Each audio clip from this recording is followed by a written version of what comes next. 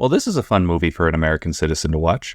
Things are pretty tumultuous and divided over here. So why not make a movie highlighting that fact? Say what you will about whether this movie is tasteful or not, but Alex Garland is keeping true to American thematics by capitalizing on the nervousness seen when discussing this topic.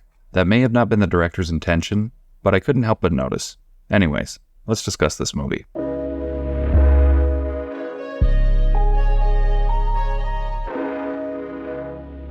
Civil War follows Kirsten Dunst, Wagner Moura, Kaylee Speeney, and Stephen McKinley Henderson as journalists navigating a hypothetical future civil war in the United States. I say hypothetical because Texas and California are the main opposing forces to the federal government in this film, and I sooner see hell freezing over. That brings me to my first positive in the film. It didn't feel like this movie was made to accurately predict how another U.S. civil war would go in a political sense. The movie felt more like a warning of how violent a conflict like this would be. I heard a quote once referencing the direction of war films, and it was on the subject of them being anti-war propaganda. In layman's terms, the quote says, if a war film is done correctly, it will always be anti-war propaganda.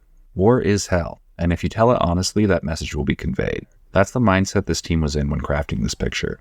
It would have been easy to make this a super on-the-nose political piece pointing the finger at one of the two major political parties seen in the United States.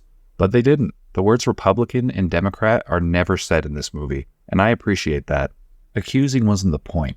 The point was showing the depravity that comes from a nation of people growing to hate one another. The veil of decency and civility falls quickly when shit is hitting the fan. We are going to die!